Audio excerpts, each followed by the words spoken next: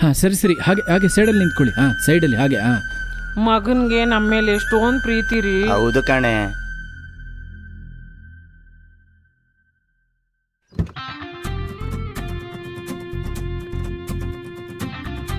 Hi. Hello sir.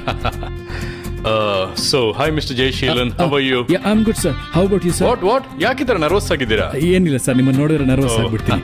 Please come Let's sir. go. Yeah. Come sir. This way. Oh, yeah. ನಾನು ಇಲ್ಲೇ ಇರ್ತೀನಿ ಕಣಪ್ಪ. Who is this?